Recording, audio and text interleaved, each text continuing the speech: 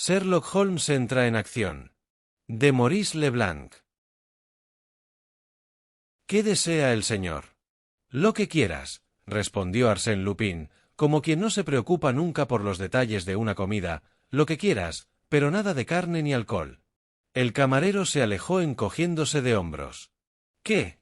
¿Aún eres vegetariano? Exclamé. Más que nunca, respondió Lupin. Por gusto, por fe o por hábito. Por higiene, me contestó. Estábamos cenando cerca de la Estación del Norte, en un pequeño restaurante al que me había invitado Arsène Lupin. A menudo, me enviaba un telegrama pidiéndome que me reuniera con él, en algún restaurante desconocido, donde podíamos disfrutar de una cena tranquila, bien servida, y que siempre me resultaba interesante, por su relato de alguna aventura sorprendente que hasta entonces yo desconocía. Aquella noche en particular, parecía estar de un humor más animado que de costumbre. Se reía y bromeaba, con una animación despreocupada, y con ese delicado sarcasmo que era habitual en él, un sarcasmo que carecía por completo de malicia. Fue un placer verlo con ese humor jovial, y no pude resistir decírselo. Pues sí, exclamó, hay días en que encuentro la vida, tan brillante y alegre como una mañana de primavera, entonces la vida parece un tesoro infinito, que nunca podré agotar. Dios sabe que llevo una existencia despreocupada. Quizás demasiado, dije. Ah, pero este tesoro es infinito. Puedo gastarlo con mano generosa. Puedo arrojar mi juventud y mi fuerza a los cuatro vientos. Además, mi vida es tan agradable, si quisiera, podría llegar a ser orador, industrial o político. Pero te aseguro que nunca tendré ese deseo. Soy Arsène Lupin, y lo seguiré siendo. Yo no sé si hablaba en serio, o estaba bromeando. Se animó más a medida que avanzaba. Eso es todo, ¿comprendes? El peligro, la sensación continua de peligro. Respirarlo como se respira el aire, sentirlo en cada soplo de viento, percibirlo en cada ruido extraño. Y en medio de la tempestad, mantener la calma y no decaer, de lo contrario, estás perdido. Solo hay una sensación comparable, la del piloto, en una carrera de automóviles. Pero esa carrera dura solo unas horas, mi carrera continúa hasta la muerte. Vaya, exclamé. ¿Y quieres hacerme creer que no tienes ningún motivo particular para adoptar esa vida tan excitante? Vamos, hombre, dijo sonriendo, eres un psicólogo inteligente. Puedes descubrirlo tú mismo. Se sirvió un vaso de agua, lo bebió y dijo: ¿Has leído hoy el periódico Le Temps? No, todavía no, le contesté. Sherlock Holmes cruzó el canal esta tarde y llegó a París alrededor de las 6. Quedé asombrado por la noticia. Diablos, ¿y a qué viene? Ha emprendido un pequeño viaje, a petición de los condes de Crozon, de Monsieur Gerbois y del sobrino del barón de Autrec. Lo han recibido en la Estación del Norte, lo han llevado a encontrarse con Ganimard, y en este momento, los 6 están deliberando. A pesar de la fuerte tentación de hacerlo, nunca me había atrevido a interrogar a Arsène Lupin sobre ningún hecho de su vida privada, a menos que él me hubiera mencionado previamente el tema. Hasta ese momento, su nombre no había sido mencionado, al menos oficialmente, en relación con el diamante azul. Lupin siguió hablando. Hay también en Le Temps una entrevista con mi viejo amigo Ganimard, según la cual una dama rubia, que debería ser mi amiga, habría asesinado al barón de Autrec y habría intentado robar a la señora de Crozon su famoso anillo. ¿Y qué te parece? Me acusa de ser el instigador de esos crímenes. No pude evitar un ligero estremecimiento. Era verdad, debía creer que su carrera de ladrón y su modo de vida habían llevado a aquel hombre a cometer delitos más graves, incluido el asesinato. Lo miré, estaba tan tranquilo, y sus ojos tenían una expresión tan franca. Observé sus manos, de una delicadeza extraordinaria, largas y delgadas, inofensivas en verdad, eran manos de artista. Ganimard tiene sueños imposibles, dije. No, no, protestó Lupin. Ganimard tiene cierta inteligencia y a veces, casi inspiración. ¿Inspiración?, exclamé. Sí, por ejemplo, esa entrevista es una jugada maestra. En primer lugar, anuncia la llegada de su rival inglés, para ponerme en guardia y dificultarle la tarea. En segundo lugar, indica el punto exacto hasta donde ha llegado su investigación, para que Holmes no se lleve el mérito por el trabajo ya realizado por Ganimard. Esa será una buena batalla. Sea lo que sea, tienes que enfrentarte a dos adversarios, y vaya adversarios. Sí, pero uno de ellos no cuenta. ¿Y el otro?, le pregunté. Holmes, confieso que es un digno enemigo, y eso explica mi buen humor actual. En primer lugar, es una cuestión de amor propio. Me complace saber que me consideran un sujeto digno de la atención del célebre detective inglés. En segundo lugar, imagínate el placer que debe experimentar un hombre como yo, al pensar en un duelo con Sherlock Holmes. Pero, eso sí, me veré obligado a esforzarme al máximo. Es un tipo inteligente y disputará cada centímetro del terreno. Entonces, ¿lo consideras un oponente fuerte? Sí, contestó. Creo que como detective nunca ha habido uno igual. Pero tengo una ventaja sobre él. Él es quien ataca, y yo simplemente me defiendo. Mi papel es el más fácil. Además, conozco su método de guerra, y él no conoce el mío. Estoy dispuesto a enseñarle algunos trucos nuevos, que le darán algo en qué pensar. Golpeó la mesa con los dedos, mientras pronunciaba las siguientes frases, con un aire de profundo deleite. Arsène Lupin contra Sherlock Holmes, Francia contra Inglaterra, Trafalgar será vengado al fin. El granuja no sospecha que estoy preparado, y un Lupin advertido. Se detuvo de repente, le dio un ataque de tos y escondió la cara en la servilleta, como si algo se le hubiera atascado en la garganta. ¿Un poco de pan?, pregunté. «Bebe un poco de agua». «No, no es eso», respondió con voz entrecortada. «Entonces, ¿qué es?» «La falta de aire». «¿Deseas que se abra una ventana?» «No, saldré, dame el sombrero y el abrigo, rápido». «Debo irme». «¿Qué pasa?», le pregunté. «Los dos caballeros que acaban de entrar». «Mira al más alto, ahora cuando salgamos mantente a mi izquierda, para que no me vea». «¿Pero quién es?» «Es Sherlock Holmes». Hizo un esfuerzo desesperado por controlarse, como si se avergonzara de su emoción, volvió a colocarse la servilleta, bebió un vaso de agua y completamente recuperado, me dijo sonriendo. «Es extraño que me afecte tan fácilmente, pero esa visión inesperada me ha descolocado. ¿Qué tienes que temer, si nadie puede reconocerte, a causa de tus múltiples transformaciones? Cada vez que te veo, me parece que tu rostro ha cambiado, no me resulta familiar en absoluto». «Pero él me reconocería», dijo Lupin.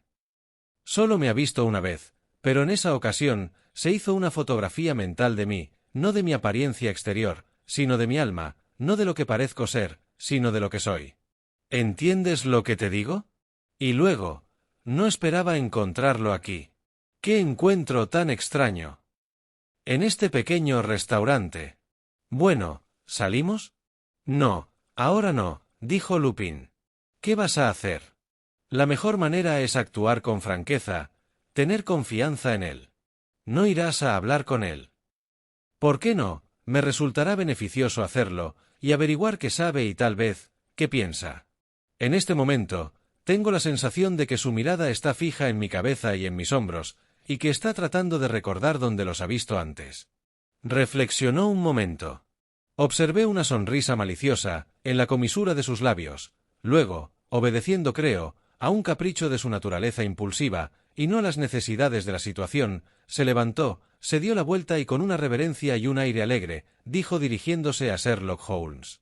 «¡Qué casualidad! Me alegro mucho de verle. Permítame presentarle a un amigo mío». Por un instante, el inglés se quedó desconcertado, luego hizo un gesto como si quisiera agarrar a Arsène Lupin. Este meneó la cabeza y dijo: «Eso no sería justo. Además, el movimiento sería incómodo y bastante inútil». El inglés miró a su alrededor, como si buscara ayuda. «No sirve de nada», dijo Lupin. «Además, ¿está completamente seguro de que puede ponerme la mano encima? Vamos, demuéstreme que es un auténtico inglés y por lo tanto, un buen deportista».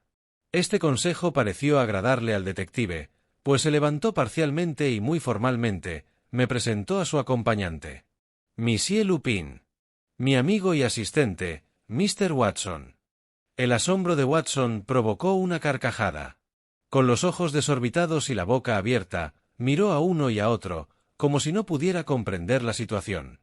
Sherlock Holmes se rió y dijo: «Watson, deberías ocultar tu asombro ante un incidente que es uno de los más naturales del mundo». «¿Por qué no lo arrestáis?», tartamudeó Watson. «¿No te has fijado, Watson, que el caballero está cerca de la puerta y a solo unos pasos de ella? Para cuando yo pudiera mover el dedo meñique, él ya estaría afuera». «No, no voy a escapar», dijo Lupin, quien ahora caminó alrededor de la mesa y se sentó enfrente del inglés, poniéndose así a merced del extranjero. Watson miró a Holmes para ver si tenía derecho a admirar ese acto de valentía desenfrenada. El rostro del inglés era impenetrable, pero un momento después gritó: «Mesero, venga por favor». Cuando llegó el camarero pidió refrescos, cerveza y whisky. Se firmó el tratado de paz, hasta nueva orden. Al cabo de unos momentos, los 4 hombres conversaban de forma aparentemente amistosa.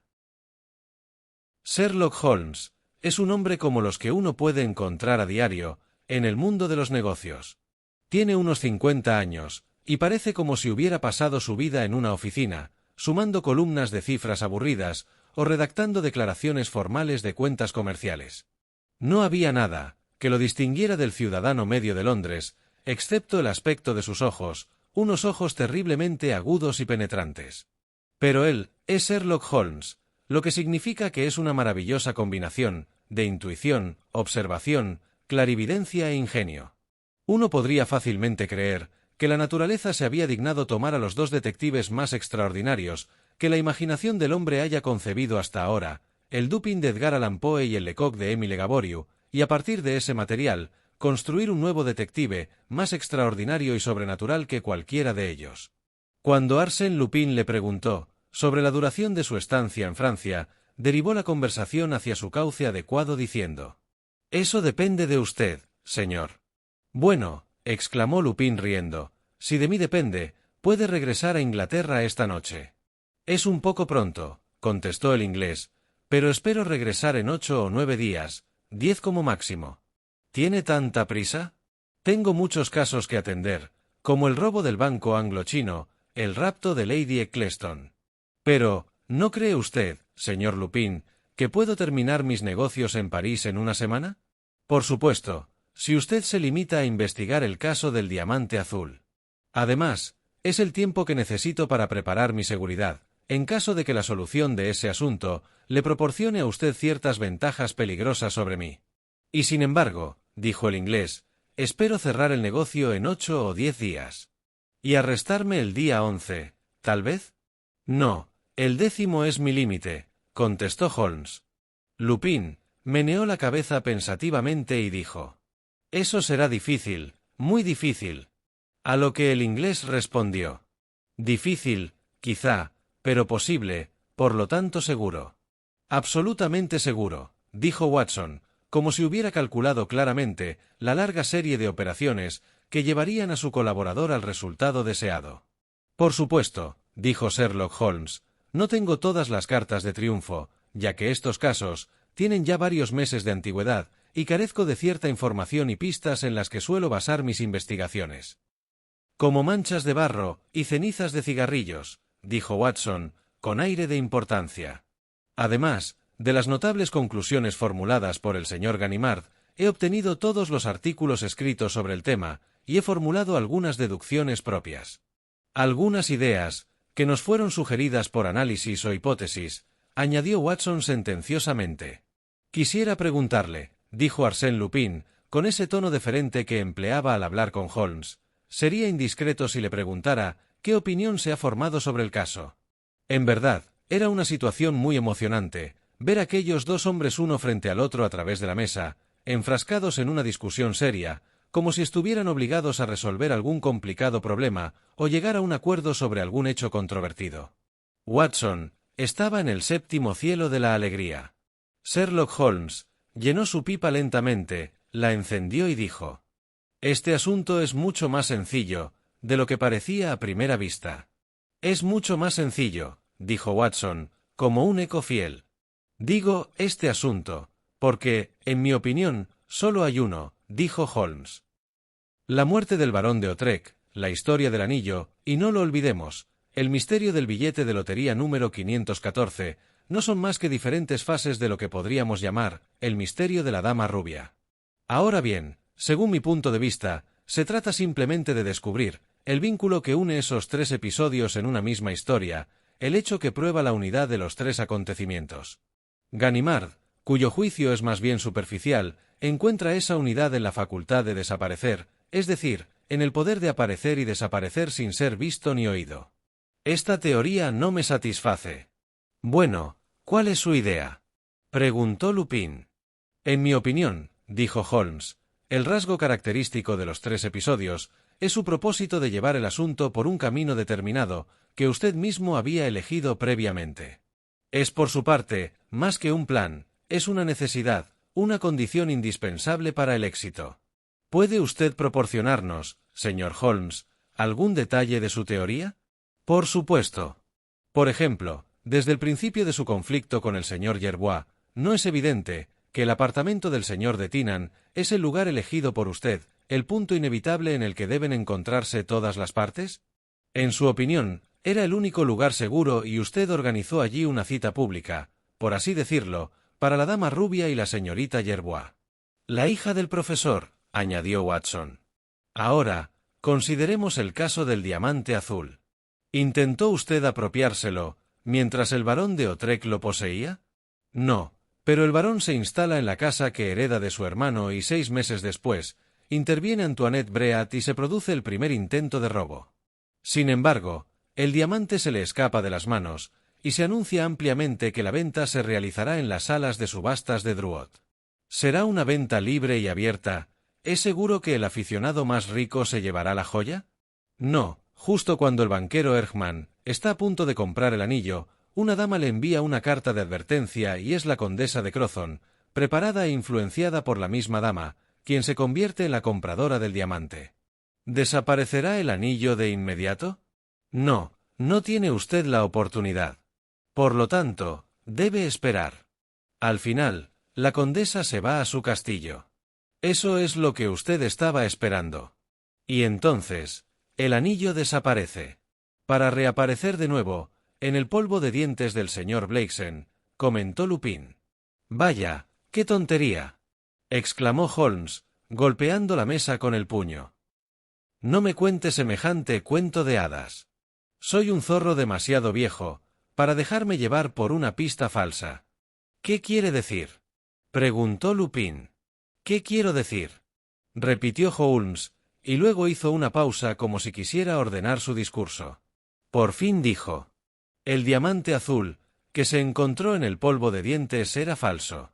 Usted se quedó con la piedra auténtica. Arsène Lupin permaneció en silencio un instante, luego, con los ojos fijos en el inglés, respondió con calma. Es usted muy sagaz, señor. Extremadamente sagaz, en verdad, repitió Watson, radiante de admiración. Sí, y sin embargo, dijo Lupin, para honrarlo, ha arrojado una luz muy clara sobre un tema muy misterioso. Ningún magistrado, ni ningún periodista especial que haya estado involucrado en este caso, se ha acercado tanto a la verdad. Es una maravillosa demostración de intuición y lógica. Una persona simplemente tiene que usar su cerebro, dijo Sherlock Holmes, entusiasmado por el homenaje del experto criminal. Y son tan pocos los que tienen cerebro para usar, replicó Lupin. Ahora bien, siguió el detective inglés, solo me queda averiguar por qué se desarrollaron los 3 episodios en el número 25 de la calle Clapeyron, en el número 134 de la avenida Henri Martin, y dentro de los muros del castillo de Crozon, y mi trabajo estará terminado. Lo que quede será un juego de niños, ¿no lo cree? Sí, creo que tiene razón, contestó Arsène Lupin. En ese caso, señor Lupin, ¿me equivoco al decir que este asunto estará terminado en 10 días? En 10 días se sabrá toda la verdad, dijo Lupin. Y usted será arrestado, afirmó el detective. No, para que yo pueda ser arrestado, contestó Lupin, deben ocurrir una serie de desgracias improbables e inesperadas que no puedo permitir que ocurran. Tenemos un dicho en Inglaterra que dice que lo inesperado siempre sucede. Se miraron un momento con calma y sin miedo, sin ninguna muestra de bravuconería o malicia. Se encontraron como iguales, en un duelo de ingenio y habilidad. Y ese encuentro fue el cruce formal de espadas, preliminar al duelo. «Vaya», exclamó Lupin. «Por fin tendré un adversario digno de ese nombre, uno cuya derrota será el logro más orgulloso de mi carrera». «¿No tiene miedo?», preguntó Watson. «Un poco, señor Watson», respondió Lupin levantándose de su silla, «y la prueba es que estoy a punto de hacer una retirada apresurada». «Entonces, digamos 10 días, señor Holmes». «Sí, 10 días. Hoy es domingo. Dentro de una semana, a las 8 de la noche del próximo miércoles, todo habrá terminado». «¿Y estaré en la cárcel?», preguntó Lupin. «No hay duda de ello», contestó Holmes. «Ja. No es una perspectiva agradable, para un hombre que disfruta tanto de la vida como yo. No tengo preocupaciones, un vivo interés por los asuntos del mundo, un justificable desprecio por la policía y la consoladora simpatía de numerosos amigos y admiradores. Y ahora, miren, todo eso está a punto de cambiar. Es el reverso de la moneda. Después del sol viene la lluvia. Ya no es un asunto de risa. Adiós». «Date prisa», dijo Watson a Lupin, lleno de solicitud por una persona, a la que Sherlock Holmes había inspirado tanto respeto. «No pierdas ni un minuto». «Ni un minuto, señor Watson», dijo Lupin, «pero deseo expresarle mi placer por haberlo conocido, y decirle cuánto envidio al maestro, por tener un asistente tan valioso como usted parece ser». Entonces, después de haberse saludado cortésmente, como adversarios en un duelo que no albergan ningún sentimiento de malicia, sino que se ven obligados a luchar por la fuerza de las circunstancias, Lupin me agarró del brazo y me arrastró afuera. «¿Qué te parece, querido amigo? Los extraños acontecimientos de esta noche formarán un interesante capítulo en las memorias que estás preparando para mí». Cerró la puerta del restaurante detrás de nosotros, y después de dar unos pasos, se detuvo y dijo: «¿Quieres un cigarrillo?». «No, a mí me parece que tú tampoco eres fumador». «Tienes razón, no lo soy», contestó Lupin. Encendió un cigarrillo con una cerilla de cera, que agitó varias veces para intentar apagarla, dio un par de caladas al cigarrillo pero lo tiró enseguida, cruzó corriendo la calle y se unió a 2 hombres que surgieron de entre las sombras, como si los hubiera llamado con una señal. Conversó con ellos durante unos minutos en la acera de enfrente, y luego volvió a mi lado. «Te pido perdón, pero temo que ese maldito detective inglés me vaya a causar problemas. Pero te aseguro que aún no ha terminado con Arsène Lupin. Descubrirá qué tipo de combustible utilizo para calentarme la sangre, y ahora, adiós». El genial Watson tiene razón, no hay un momento que perder. Se alejó rápidamente. Así terminaron los acontecimientos de aquella emocionante velada, o al menos, aquella parte de ellos en la que yo fui partícipe. Posteriormente, durante el transcurso de la velada, ocurrieron otros incidentes emocionantes, que llegaron a mi conocimiento gracias a la cortesía de otros miembros de aquella singular cena. En el mismo momento en que Lupin me dejó, Sherlock Holmes se levantó de la mesa y miró su reloj. Las 9:20. A las 9 en punto tengo que encontrarme con el conde y la condesa, en la estación de tren.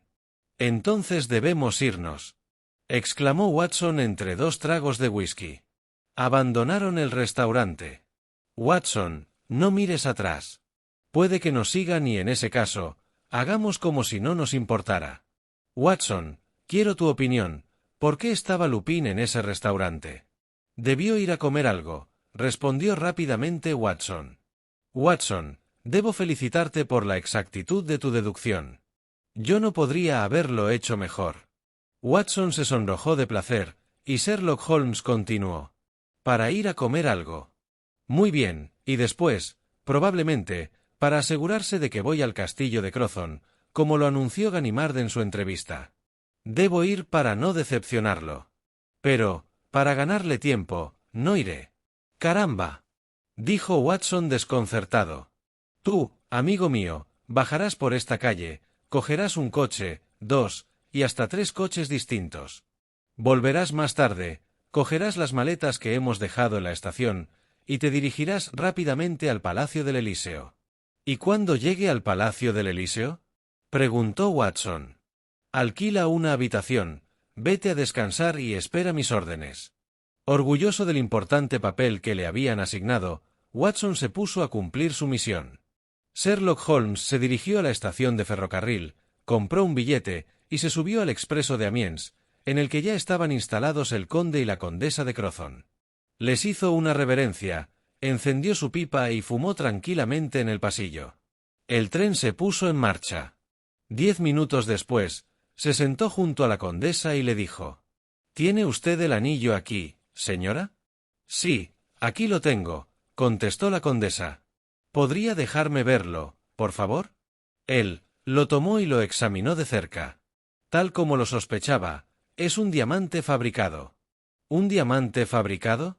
Sí, un nuevo proceso que consiste en someter el polvo de diamante a un calor tremendo, hasta que se funde y luego se moldea en una sola piedra. Pero mi diamante es auténtico. Sí, su diamante lo es, pero este no es el suyo. ¿Dónde está el mío? Está en poder de Arsène Lupin. ¿Y esta piedra? Fue sustituida por la suya y la escondieron en el polvo de dientes del señor Blakeson, donde fue encontrado más tarde. ¿Entonces cree que este es falso? Absolutamente falso, contestó Holmes. La condesa quedó abrumada por la sorpresa y la pena, mientras su marido examinaba el diamante con aire incrédulo. Finalmente, balbuceó: ¿Es posible? ¿Y cómo lo robaron? Eso es exactamente lo que voy a descubrir, contestó Sherlock Holmes. ¿En el castillo de Crozon? No, dejaré el tren en Creil y regresaré a París. Allí es donde se jugará la partida entre Arsène Lupin y yo. En realidad, la partida ya ha comenzado y Lupin cree que voy camino del castillo. ¿Pero no va a venir con nosotros al castillo?, dijo la condesa. ¿Qué más le da a usted, señora? Lo esencial es su diamante, ¿no es así? La condesa hizo un gesto afirmativo con la cabeza, abrumada por la brusquedad del detective. No se preocupe, señora. Le prometo que le devolveré el diamante auténtico en 10 días. El tren aminoró la marcha. Se guardó el diamante falso en el bolsillo y abrió la puerta. El conde gritó: «Ese es el lado equivocado del tren. Está bajando a las vías». Esa es mi intención. Si Lupin tiene a alguien tras mis pasos, me perderá la pista. Adiós. Un empleado protestó en vano. Después de la salida del tren, el inglés se dirigió a la estación y 40 minutos después, se subió a un tren que lo dejó en París poco antes de la medianoche. Salió de la estación y tomó un taxi. Holmes le indicó al taxista: «Conductor, a la calle Clapeyron». Habiendo llegado a la conclusión de que no lo seguían, detuvo el coche al final de la calle y se puso a examinar con atención la casa de Monsieur de Tinan y las dos casas contiguas. Midió ciertas distancias y anotó las cifras en su cuaderno. Volvió a subir de nuevo al taxi y dijo: «Conductor, a la avenida Henri Martin». En la esquina de la avenida y la calle de la Pompe, despidió el taxi, bajó por la calle hasta el número 134 y realizó las mismas operaciones delante de la casa del difunto barón de Autrec y las dos casas contiguas, midiendo el ancho de las respectivas fachadas y calculando la profundidad de los pequeños jardines que se encontraban delante de ellas. La avenida estaba desierta y muy oscura bajo sus 4 hileras de árboles, entre los cuales, a intervalos considerables, unas cuantas farolas de gas luchaban en vano por iluminar las sombras profundas.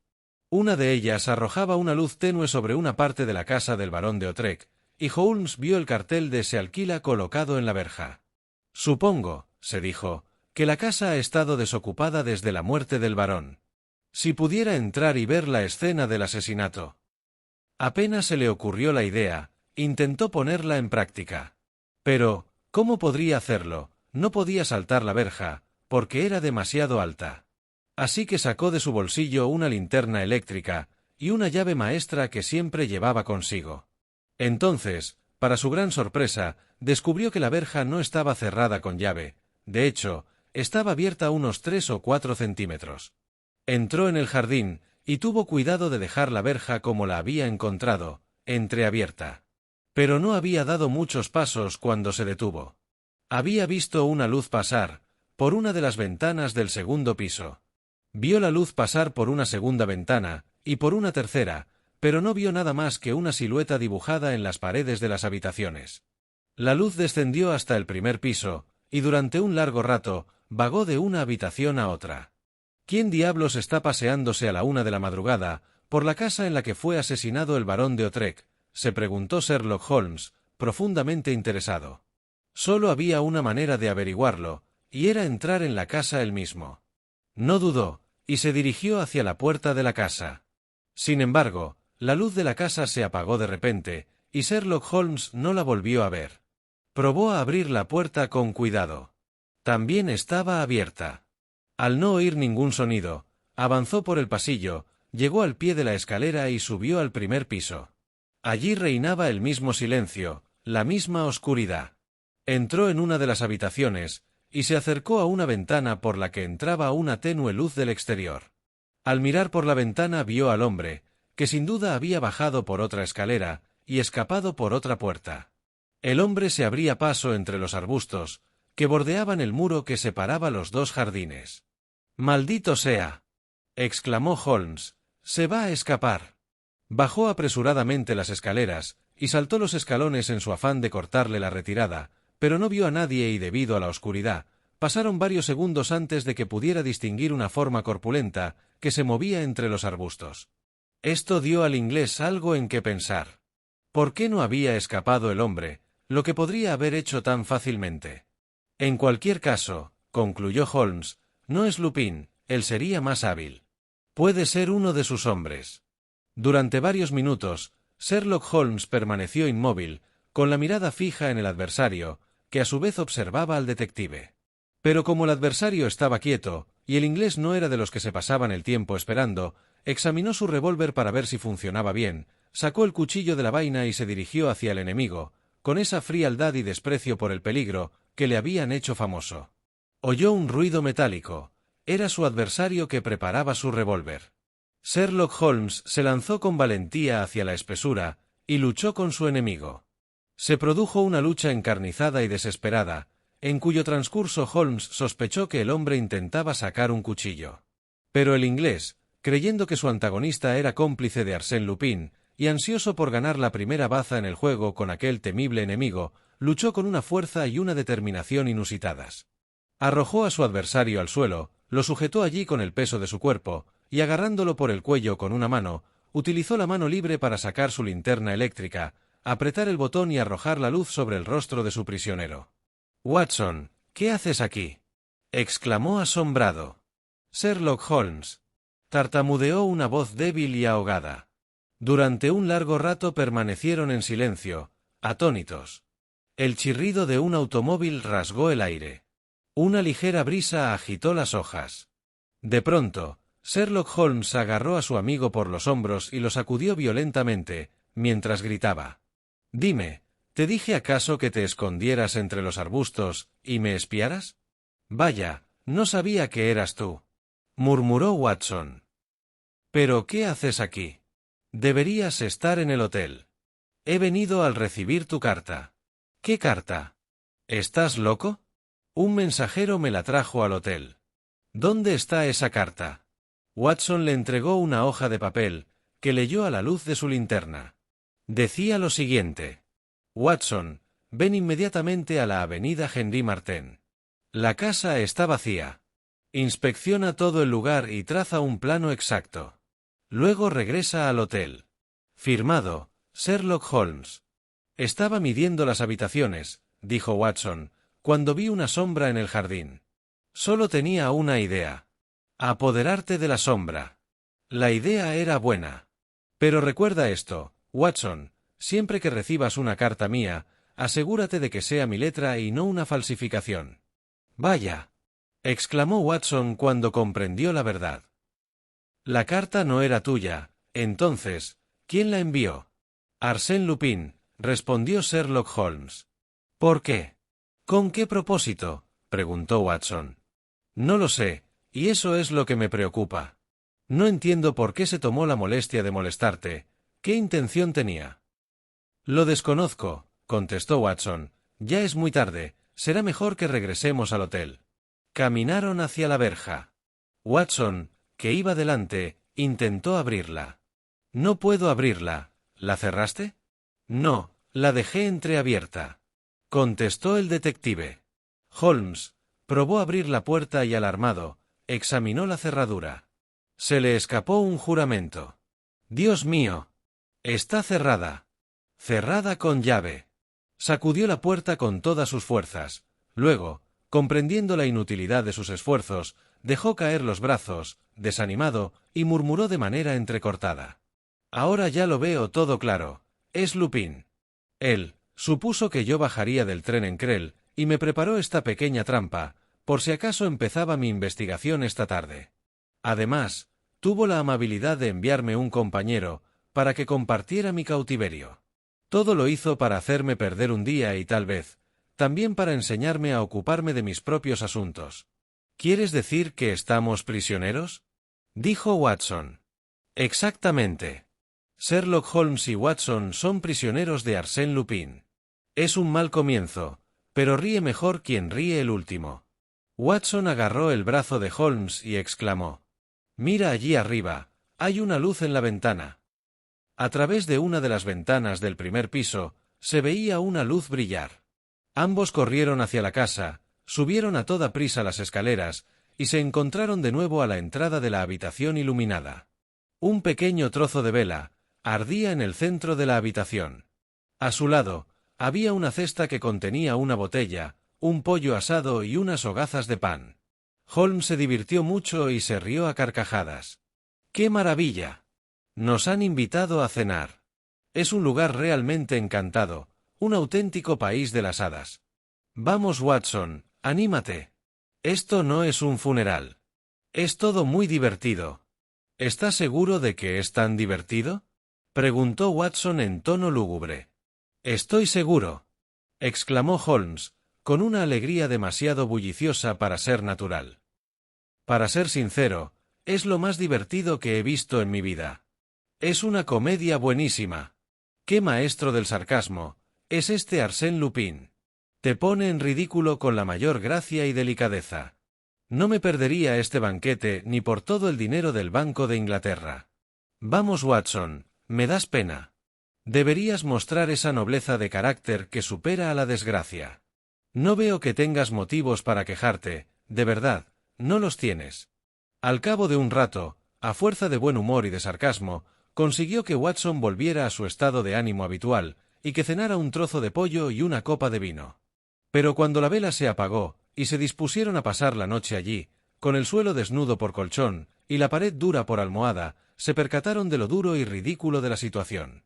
Ese incidente en particular no formará una página agradable en las memorias del famoso detective. A la mañana siguiente, Watson se despertó rígido y helado. Un ligero ruido atrajo su atención. Sherlock Holmes estaba arrodillado en el suelo, examinando escrupulosamente unos granos de arena y estudiando unas marcas de tiza, ahora casi borradas, que formaban ciertas figuras y números que Holmes anotaba en su cuaderno. Acompañado por Watson, que estaba profundamente interesado en el trabajo, examinó cada habitación y encontró marcas de tiza similares en otras dos habitaciones. Observó, además, dos círculos y una flecha dibujados en los paneles de roble que revestían la pared y 4 figuras en 4 escalones de la escalera. Al cabo de una hora, Watson dijo: ¿Las cifras son correctas?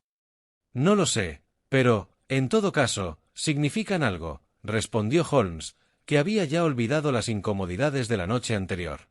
Es bastante obvio, dijo Watson, representan el número de baldosas que hay en el suelo. Y los 2 círculos indican que los paneles son falsos, como puedes comprobar fácilmente, y la flecha apunta en la dirección en la que se mueven los paneles. Sherlock Holmes miró a Watson con asombro. Querido amigo, ¿cómo sabes todo eso? Tu clarividencia hace que mi pobre capacidad en ese sentido parezca insignificante. Bueno, es muy sencillo, dijo Watson, henchido de orgullo. He examinado esas marcas anoche, según tus instrucciones, o mejor dicho, según las instrucciones que Arsène Lupin escribió en la carta. En ese momento, Watson se enfrentó a un peligro mayor que el que había tenido durante su lucha en el jardín con Sherlock Holmes. Este último sintió ahora un deseo furioso de estrangularlo. Pero, dominando sus sentimientos, Holmes hizo una mueca que pretendía ser una sonrisa y dijo: Así es, Watson, Lo has hecho bien y tu trabajo muestra un progreso encomiable. Pero dime, ¿has ejercitado tus poderes de observación y análisis en otros puntos? Tus deducciones podrían resultarme útiles. No, no he ido más lejos, dijo Watson. Es una pena. Tu debut fue muy prometedor. Pero como por ahora eso es todo lo que hemos averiguado, mejor nos vamos. Watson asintió. Vámonos. ¿Pero cómo podemos salir? Pues como sale toda persona honesta, por la puerta, dijo Holmes. Por favor, llama a los 2 policías que están paseando por la avenida, ellos nos abrirán. Watson meneó la cabeza y dijo: Eso es muy humillante.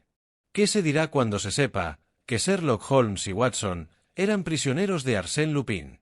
Por supuesto, comprendo que se reirán a carcajadas, respondió Sherlock Holmes con voz seca y el ceño fruncido.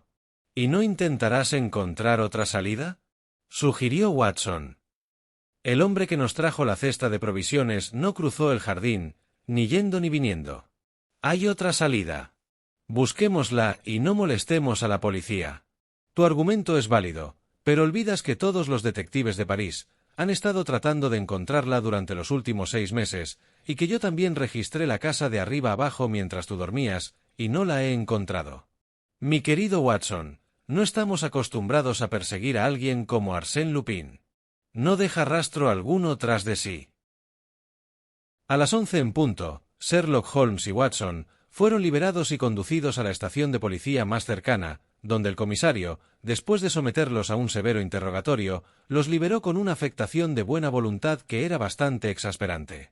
Señores, lamento mucho que haya ocurrido este desafortunado incidente. Tendrán una opinión muy pobre de la hospitalidad francesa.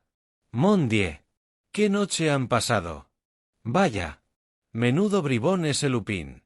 Sherlock Holmes y Watson salieron de la comisaría y tomaron un coche hasta el hotel. En la recepción, Watson pidió la llave de su habitación.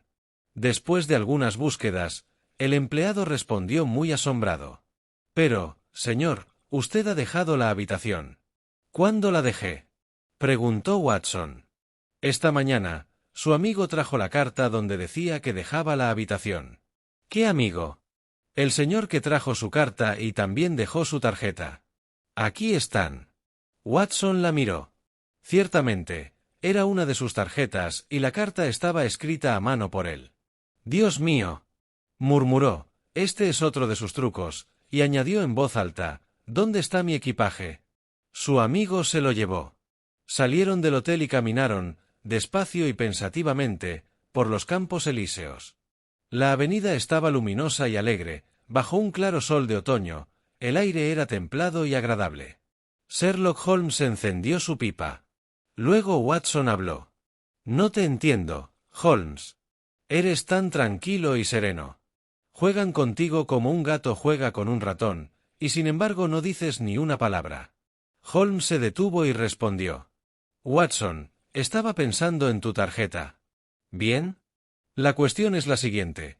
Aquí tenemos a un hombre que, en vista de una posible lucha con nosotros, consigue muestras de nuestra escritura y que tiene en su poder una o más de tus tarjetas. Querido amigo, ¿has considerado cuánta precaución y habilidad representan esos hechos? Para vencer a un enemigo tan bien preparado y tan perfectamente equipado, se necesita la infinita astucia de un Sherlock Holmes. Y sin embargo, Watson, como has visto, he perdido el primer round. A las 6 de la tarde, el Echo de France publicó el siguiente artículo en su edición vespertina. Esta mañana, Monsieur Thenard, comisario de policía del Distrito 16, ha liberado a Sherlock Holmes y a su amigo Watson. Ambos estuvieron encerrados en la casa del difunto barón de Otrec, donde pasaron una noche muy agradable, gracias a los cuidados y atenciones de Arsène Lupin. Además, estos caballeros también han sido despojados de sus maletas, y como consecuencia de ello, han presentado una denuncia formal contra Arsène Lupin. Lupin, satisfecho de haberles dado una suave advertencia, espera que estos caballeros no le obliguen a recurrir a medidas más severas. Muy bien, a Arsène Lupin le gusta jugar, exclamó Sherlock Holmes, estrujando el papel entre sus manos. La única crítica que tengo que hacer sobre Arsène Lupin es que actúa para la galería. Hay mucho de exhibicionista en él. Vamos, Holmes, eres un hombre maravilloso. Tienes un gran control de tu temperamento. Nada te perturba nunca. No, nada me perturba, respondió Holmes con voz temblorosa de rabia. Además, ¿de qué sirve perder los estribos? Estoy completamente seguro del resultado final. Yo tendré la última palabra. Continuará. Gracias por ver este vídeo. Por favor, no olvides suscribirte, dar a me gusta, compartirlo y dejar un comentario. Si te ha gustado este relato, puedes encontrar más audiolibros en nuestro canal, Homo Lector.